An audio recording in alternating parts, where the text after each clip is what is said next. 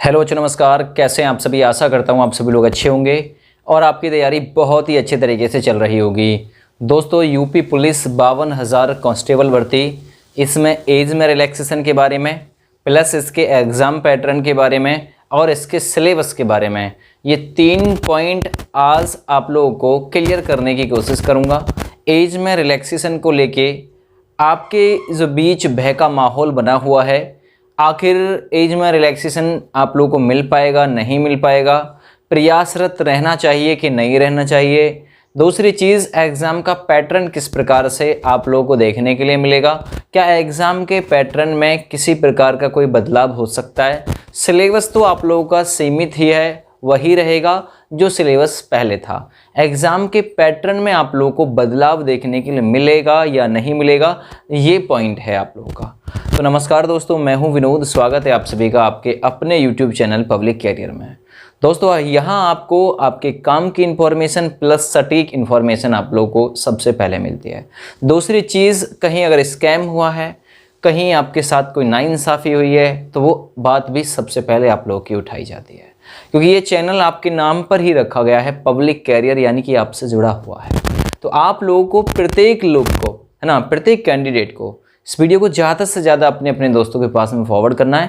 Plus दोस्तों, आप लोगों को चैनल को सब्सक्राइब भी ज़रूर कर लेना है, क्योंकि ये मैंने देखा है हमारे चैनल पे वीडियो देखने वालों की संख्या बहुत है, लेकिन सब्सक्राइब करने वालों की संख्या मात्र 9% है। वीडियो 100% में से लगभग जो देखते हैं लोग, उनमें से 9% लोग ही ऐसे हैं जिन्होंने चैनल को सब्सक्राइब किया हुआ है। बाद बाकी 91% लोग काम की इन्फॉर्मेशन भी निकाल देते हैं, अपना काम भी करवाना चाहते हैं। दूसरी चीज़, एक तरफ चैनल को सपोर्ट भी नहीं करना चाहते। तो वह विनम्र निवेदन है, चैनल को सपोर्ट करिए ज़्यादा से ज़्यादा, जिससे कि आप लोगों के लिए जो कार्य है वो पूरी तरीके से खुल कर किया जा सके, खुले दिल से किया जा सके। सबसे पहले मैं बात करता हूँ एज में रिलैक्सेशन की।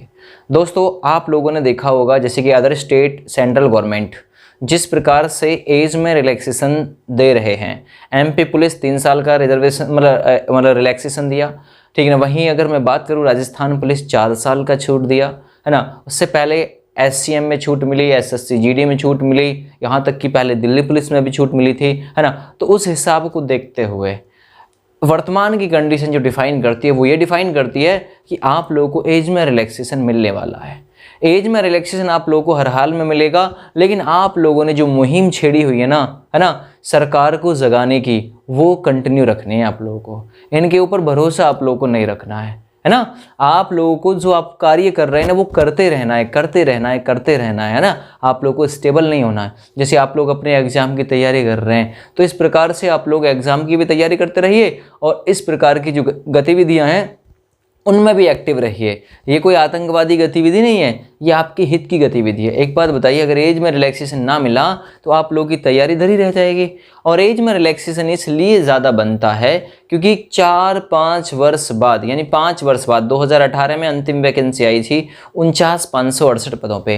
तो इतने लंबे अंतराल के बाद ये वैकेंसी आ रही है, तो छूट मिलना स्वाभाविक है। बस वो वर्षों में डिपेंड करता है कि 1 वर्ष की, 2 वर्ष की या 3 वर्ष की। तो आप लोगों की जो डिमांड थी ना, EWS के लिए 5 वर्ष और जनरल कैंडिडेट की 3 वर्ष बढ़ा दी जाए, है ना। EWS को 22 से 27 कर दिया जाए, जनरल को 18 से 25 पे ला दिया जाए। तो ये आप लोग की डिमांड कोई बुरी नहीं है, अच्छी डिमांड है, होना चाहिए। जब अदर स्टेट में बच्चा 18 से 33, 18 से 35 साल का भी बूढ़ा नहीं होता, तो कैसे उत्तर प्रदेश में एक जनरल कैंडिडेट जो युवा है वो 18 से 22 में बूढ़ा हो जाता है। ये ज़रा सोचने वाली बातें होती हैं। जनरल के साथ ही ऐसा अन्याय क्यों किया जा रहा है, और जब जनरल के साथ अन्याय है तो अदर जो कैटेगरी है उनके साथ भी ये अन्याय है। सभी की एज को अप कर देना चाहिए, क्योंकि कोरोना जिंदगी में ग्रहण लगा गया है। अब एक बात बताइए, उत्तर प्रदेश में जो नेता मंत्री हैं वो ये बात बोलते हैं कि हमारा ग्रेस देने का कोई मन नहीं है एज में। तो एक बात बताइए, अदर स्टेट नहीं दे रहे, आप कोई एहसान करोगे क्या? याद रखना, राजपूत करणी सेना और जो अदर आप लोगों के लिए फाउंडेशन काम कर रहे हैं, उन्होंने प्रत्यक्ष में बोल दिया है, अगर एज में रिलैक्सेशन नहीं आया तो 80 सीटों पे चुनाव है। याद रखें, चुनाव में क्या होगा ये युवा ही जानता है ना। सत्ता में बैठाना भी जानता है तो सत्ता से उतारना भी बहुत अच्छे तरीके से जानता है, और इसीलिए हमारे संविधान में कहा गया है जनता का जनता के लिए शासन। ठीक है। दूसरी चीज, एज में रिलैक्सेशन का मैंने आप लोगों को बता दिया। जो कार्य कर रहे हैं उससे सुचारू रूप से जारी रखिए। एज में रिलैक्सेशन की पूरी उम्मीद है, एज में रिलैक्सेशन आएगा। ठीक है। अब आ जाते हैं एग्जाम के पैटर्न पे। एग्जाम का पैटर्न किस प्रकार से काम कर रहा है? एग्जाम का पैटर्न काम कर रहा है कि 19 से 20 सवाल मैथ के आ रहे हैं, है ना। टोटल नंबर ऑफ क्वेश्चन आएंगे 150 यानी कि 150, जिसमें से आप लोगों के मैथ के जो क्वेश्चन आते हैं वो लगभग 20 के आसपास आते हैं। रीजनिंग लगभग 55-56 क्वेश्चनों पे आती है। हिंदी 37 फिक्स है और 38 जीके फिक्स है। जो फेरबदल थोड़ा बहुत होता है वो रीजनिंग और मैथ में होता है ना। दूसरी चीज, क्या बदलाव हो सकता है? देखिए, बदलाव हो भी सकता है और ना भी हो सकता है। ये तो डिपेंड करता है आने वाले समय के ऊपर। अगर बदलाव नहीं हुआ तो बहुत अच्छा रहेगा, अगर बदलाव होगा तो वही हो सकता है। जैसे कि आप लोग ऑनलाइन सर्च करते हैं उसमें 38 सवाल मैथ के दिखाता है, लेकिन मैथ में रीजनिंग को घुसेड़ दिया जाता है। अब तक जो हो रहा है वो यही हो रहा है।